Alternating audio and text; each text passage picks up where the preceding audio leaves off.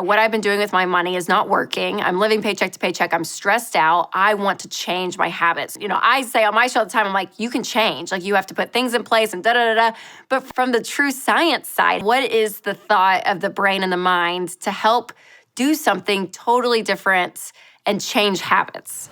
Hey guys, welcome to this episode of the Rachel Cruze Show, and I'm really excited about my guest today. And I'm actually going to read directly from my card because it's so impressive and I don't want to screw it up. So, Dr. Caroline Leaf is who's the guest. I'll go ahead and do that. And I guess my first intro, I will say, I actually learned about you from my mother-in-law, who was like, you have to read this book, and she went on and on about you. So actually, that's how I was introduced to you. But, even more importantly, you are a communication pathologist and clinical neuroscientist who's been researching the mind-brain connection and nature of mental health and formation of memory since the 1980s. That's so impressive. Well, how did you even get started in this? Like, I read that and I'm like, it is so beyond. It makes me sound so old because it's nearly 40 years now that I've been in the field. So, I would just always love the mind and the brain. And I was going to become a neurosurgeon. And I was very fortunate to get into doing a degree that combined medicine and psychology and linguistics and neuropsychology and neuroscience. And it was very, very new in those days back in the 80s. And it was a 7-year degree that they compressed into 4 years. And needless to say, after 6 of us to be trained, they actually split the degree up because it was just, we were working 7 days a week, and it was kind of traumatic because it was so much hard work.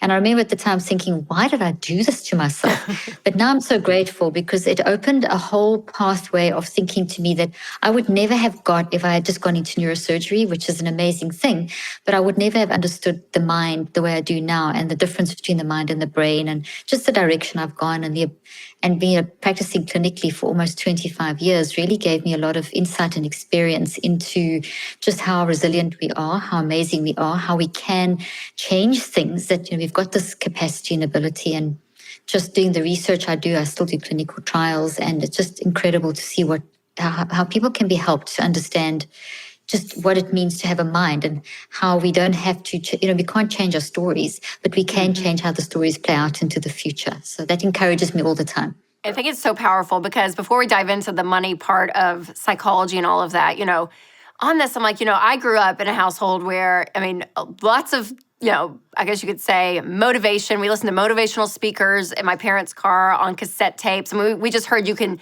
do anything, you can be anything you want to be, put your mind to it. That was drilled into my head ever since a kid. And so for me, it's a little bit of the rah-rah cheerleader. But what I love about your work is you actually take the science of that and you actually show the brain, and you talk about the difference between the mind and the brain. But you really can. This idea that you can really change what you think about and how that affects your life is true. Is that correct? Absolutely. And it really is, it's good to be motivated. It's very important, but it's also good to be realistic, because we can sometimes have a gap between what we think we should be doing and achieving and what we actually are, the place to be at in that moment. And that can create a lot of cognitive dissonance. And there's also, you've got to be careful of thinking, well, if I just believe it, it's going to manifest in my life, because there's one thing to say it, and there's another thing to really deep down inside actually have got to that growth process where you're ready to move forward with anything, whether it's financial, whether it's relational, whatever it may be. So I think we can be hard on ourselves sometimes in the expectation of, I've got to have this external success. We've got to define internal success more. And we see this so much in the mind-brain connection, because your mind is not your brain, even though you would think it is the way that people talk about it. But essentially your brain and body are the physical part of you. And right now, as we're speaking, the only reason that we can communicate and share this and go back and forth and see each other and process is because of the mind, not because of the brain. It's because of or the brain alone. It's because of the mind driving the brain. So you actually, your brain is a physical substrate. It's not a real, it's not doing anything without you. Right now, as we're speaking, we're also making 810,000 cells every second. That's quite phenomenal. It may even be more than that. And that then determines the health of the body.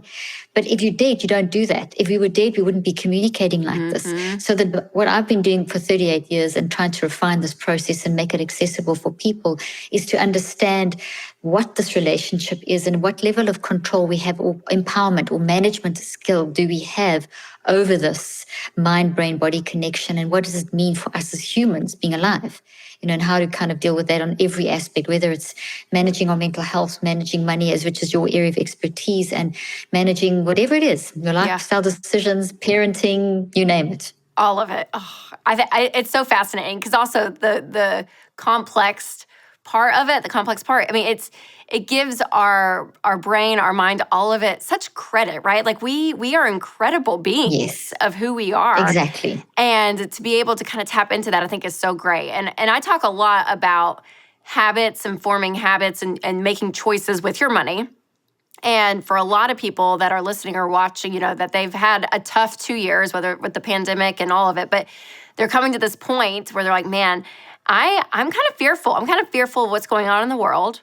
I'm nervous about my money. I have kind of a more scarcity mindset. All of that plays in. So how do you see fear play out in the brain? Specifically, if you have any thoughts around the money part of the fear around money, but also just in general, how does fear stop us? What is going on in our brain when that comes up? Okay, so basically remember the pattern of the brain, whatever the brain does is because of what the mind is doing. So the brain on its own can't do anything. It simply reflects, and it's kind of just listening to what the mind, so it just, whatever the mind tells it to do, it does. So the mind uses the brain to build experiences into the brain. And those experiences then in the brain become thoughts. So thoughts are the product of mind. And then from the thought, we then say and do and act and spend our money, whatever, and scarcity mindset, whatever, all that kind of stuff. How we use, so we'll use the money example as of that. So over the last 2 years, we have been immersed in a very uncertain environment, and it has affected, some people have done better financially because they work from home anyway or something like that. People have had to change their way that they do their business. I mean, a lot of us have had to do that. And so it's created a lot of innovation inside of humans. It's not all bad at all. Change will come when we're forced to do things differently, and we've been forced to do things differently. Mm-hmm. So there's a really positive aspect to that. But all of this that I'm saying, all these experiences, we're all being wired into the brain and into every cell of your body. So we have 37 to 100 trillion cells in our brain and our body collectively. Oh, wow. Every experience, and let's just take this 2-year COVID period, there's been a lot of experiences that we've had every day in different aspects, and that we can then relate to, or eventually relate it back down to finances or whatever you want to relate it to. But each and every one of those experiences, and there's about 8,000 a day that we have been built into our brain and body by our mind. They don't just get there. They, if you're alive, they are going in via your mind. But your mind has got a non-conscious aspect to it. None, as in N-O-N, not unconscious. Unconscious is when we are asleep or anesthetized or knocked out with a baseball bat. But then the non-conscious is the biggest, most intelligent part of us. It is our driving force. It is our spiritual nature. It is the spiritual part of us that's deeply wise and on your side, very much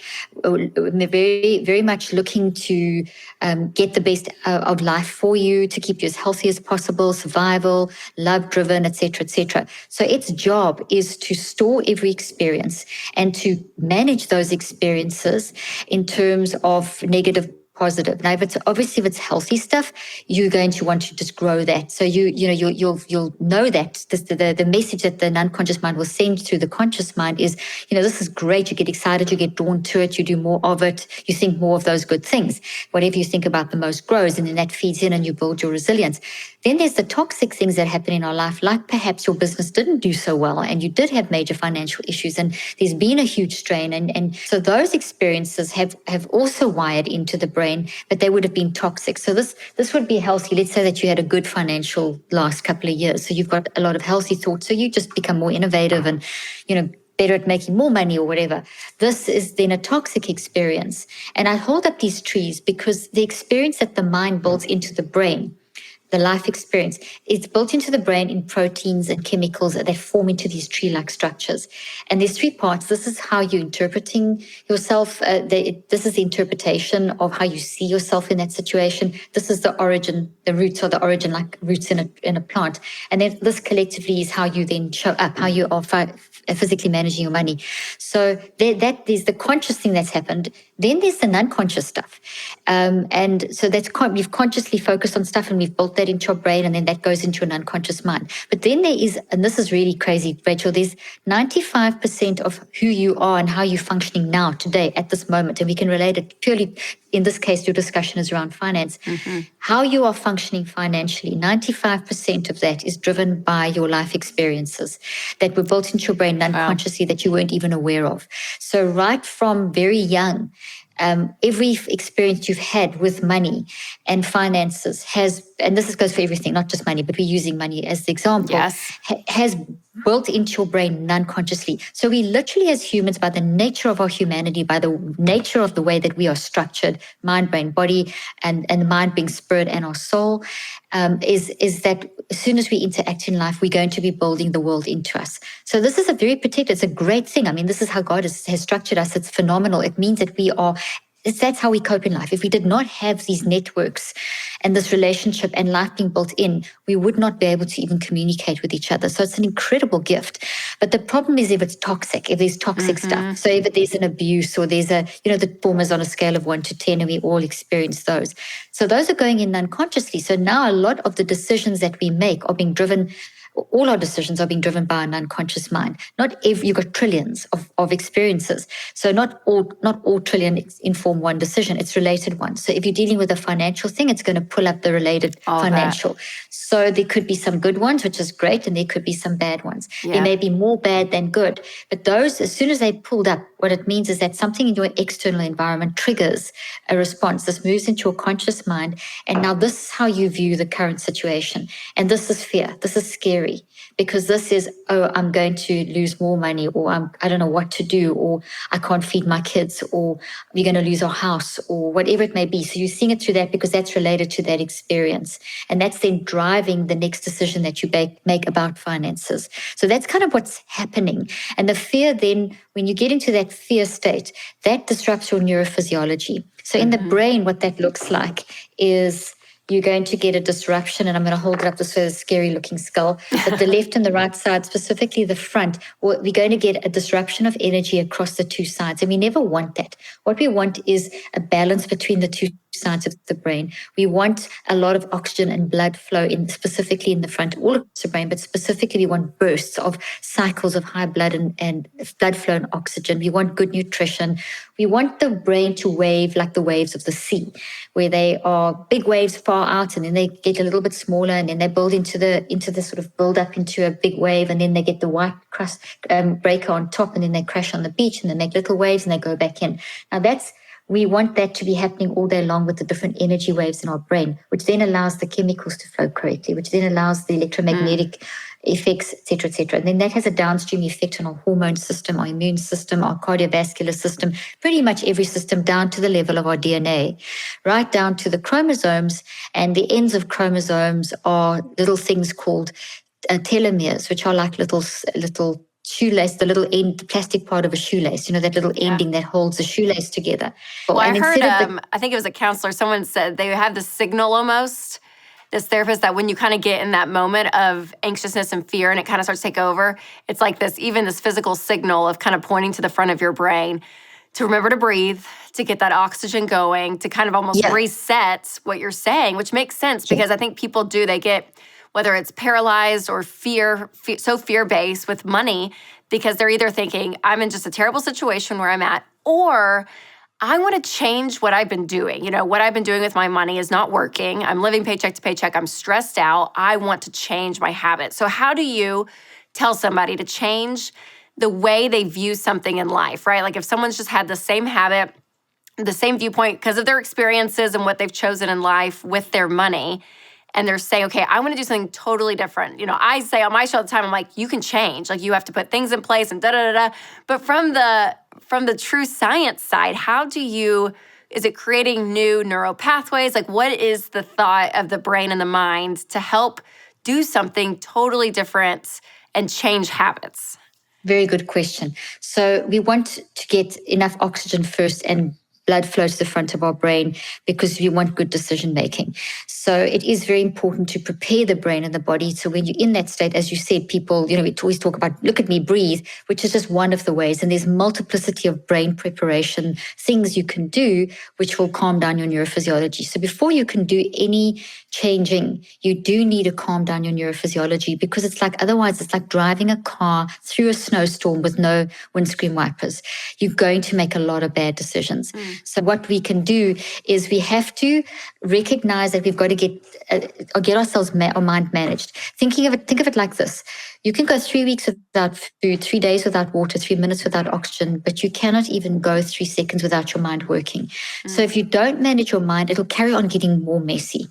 And so the neurophysiology side, the breathing and that kind of thing, just helps to reset the neurophysiology. And you may have to do it like I found the most effective one that I did with my patients and I do with myself when I'm in that state where I just can't function, is to breathe in for 3 counts, but really breathe deeply so that your stomach blows out, literally, that you fill up your stomach. So you really got to push that stomach out.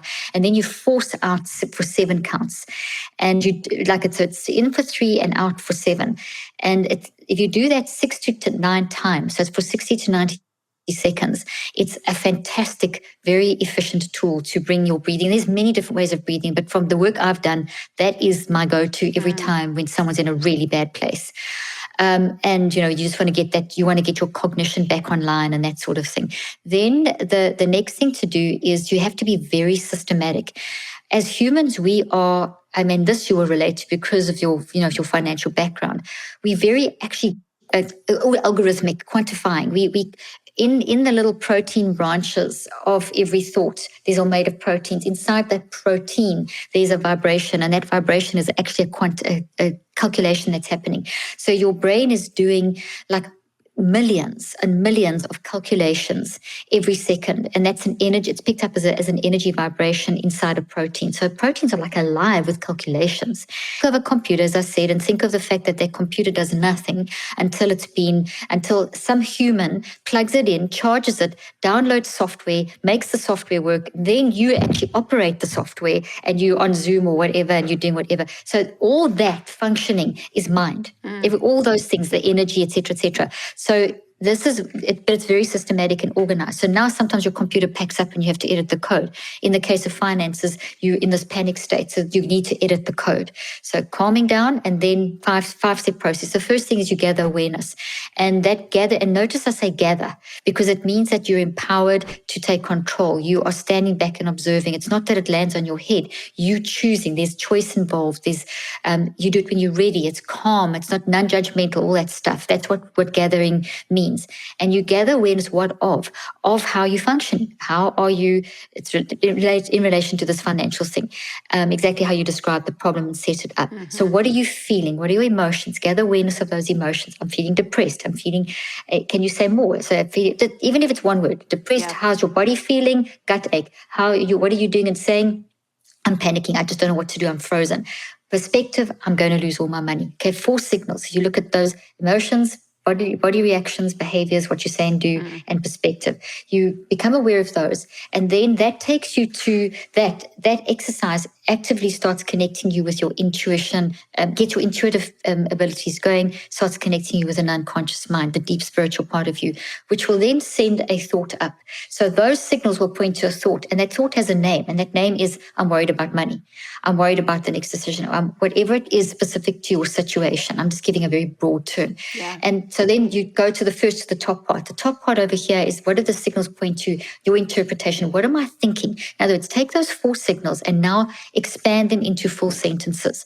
I'm feeling depression, but why? I'm also feeling sad. I'm feeling frustrated because I don't know what to do. Okay, so now we've got more description. Then take the next one. What am I saying and doing? Well, I'm irritable, worked up. I don't know what decision to make. I'm making bad. I'm buying the wrong stuff. I'm spending my money wrong. I'm not saving. So what are you doing? So you get more specific, and you do that with each signal.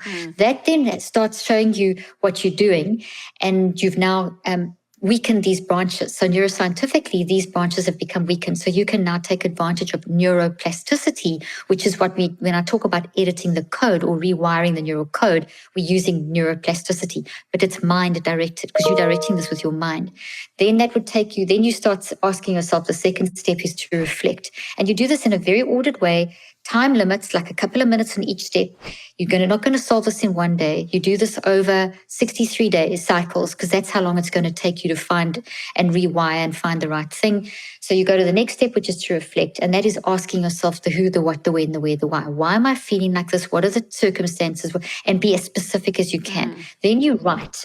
Third step is you write in a form that's called a metacog, which is all over the page. Just pour your thoughts, no order. This writing step, it's very important that you just write very fast what you've gathered, awareness, and reflected on, because that will bring stuff up from your unconscious that you're not aware of. The fourth step is called the recheck, also a writing step. Notice I'm tracking down this thing. I've gone from there. I'm actually tracking down because you're going deeper and deeper to the root system.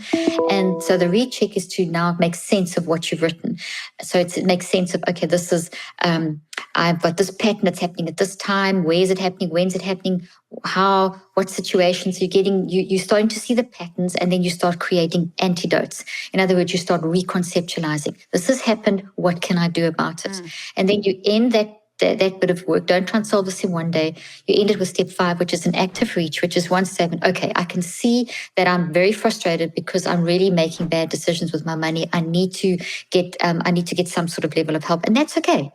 And you tell you, and that statement is what you hang on to for the rest of the day. The statement that you end off with, step 5, the active reach, is all you think about as you go through the day. Every time you want to fall back into the fear pattern, you use this healthier, positive, I'm going to get help. It's going to be okay. I know the reason why. Whatever it is, whatever the little statement is, it could be, you could attach a scripture to that. You could attach a favorite quote to encourage you, to motivate you. So that's where the motivational stuff would come in. And during the day, as the day goes by and you find yourself getting that gut-wrenching fear, you don't allow it, you capture that, and you just think of the positive thing. And then the next day you go deeper and you start your active reach could end up being, okay, I'm going to actually go and see what Rachel Cruze says about how to deal with this. And I'm going to start getting, and so you work through. By day 63, or by day 21, actually, you would have deconstructed this and reconstructed it into some healthy thing. It doesn't mean this disappears completely, but it's now weak and very little and tiny, and this one dominates. And this is now what you want to stabilize, but it's still not big enough to dominate. This can still come back. So to make sure this doesn't come back, you spend another 42 days, 5 minutes a day. The first 21 days, you spend about 15 minutes. The second 42 days, you spend about 5 minutes. And that just goes through the 5 steps quickly, and you're just expanding on this, and you're adding more things that you can do, and you may be speaking to people, and you're getting a plan in place, and you're getting it, and you're starting the plan. So it's very action-oriented and stabilizing. Yes. The mistake people make, Rachel, is that they stop at day 4, day 7, day 14, and then they keep going back into the same cycle. You will keep going back and will not change unless you follow systematically through the time frame. So the 63 days is literally what it needs to change a habit. You don't need 21. It's not enough time. Wow. You're worse at 21 days. If you stop there, you're going to fall back really badly. And that's where a lot of people do. They stop at day 4, 7, 14, and 21. Yep. And it's not good to stop there. You need to push on to 42 to complete the neural recoding in the brain and the body in order to get the new habit going. So fascinating. And what I love about it, though, is that there's this level of intentional living to understand what you're feeling, what's going on inside of you, what your situation is. And I think it's so easy just to kind of live at the surface level of life and just go through the motions. You kind of get through the day. But when you really do dig under that level and you really start asking yourself and understand what's going on, that's not only when change is made, but also you know yourself more. And I think it helps relationally. Exactly. And all of it. Oh, it so does. there's just a richness to it that I love. And you bring the science to it, which I think is just beautiful. Okay, so before we wrap up, I have a question because I'm a spender when it comes to money. So really quickly, what happens to the brain when we spend money? Because we talk about spenders and savers. Really, do you have any science around that? There's a reward system involved. So basically the reward system is a lot more complicated than we used to think in the past. It's got a lot more involved in it. And it's basically what, you can, sometimes even the toxicity can be a reward system because you get that initial high. So sometimes it's a coping strategy. And if something happens to us, we have a coping strategy, which is fine in the moment, but it's not sustainable over time. And when you have something that copes, it helps you cope in the moments. You get a neurophysiological reaction, and that reinforces it. So that's what happens when, sometimes people get that from saving, from spending, whatever And as long as, there's nothing wrong with spending as long as it's being balanced and all that kind of That's stuff, right. as you That's say. right. But the coping mechanism is so true, though. You've got to see, Exactly. You've got to see, is it disruptive? Is it a coping mechanism that is actually coming from something that you haven't resolved and that you haven't reconceptualized? You've got to embrace, process, and reconceptualize, which is what the neurocycle teaches you to do. And then you can move forward. So basically, when I talk about the neurocycle for finances, this is for everything. We should always be renewing our mind. This is pretty much the science of renewing our mind, and it's something we're supposed to be doing all day long. So then it can apply over, and we can find a balance in saving and spending. It's amazing. Well, Dr. Caroline Leaf, you are brilliant beyond repair. Thank you. But I really do. I appreciate you coming on and just talking about this, because I think it is. I think we are just complex people, and we can talk about our habits. We can talk about our choices with money, all of it. But understanding truly our brain and our mind, I think, gives us such power. So thank you for coming on. It's my pleasure. Where can everyone find you? My website's drleaf.com, and my social media handle is Dr. Caroline Leaf. I'm on all the normal platforms, Instagram, Facebook. I'm also on TikTok. My podcast is called Cleaning Up the Mental Mess. The app, I've got an app called Neurocycle. There it is. That's on iTunes and Google Play. So that's literally me giving you therapy, walking you through the process with audio and visual and so on. My latest book is Cleaning Up a Mental Mess, which is available wherever books are sold. Beautiful. So wonderful. Well, thank you for all the work you do. I know you've helped so many people, even just in my own personal circle. You have a lot of fans that I know, a lot of friends and family. That's so sweet. Well, thank you. I appreciate your work, and thanks again for coming on. Thank you so much, and thank you for what you do. Thank you.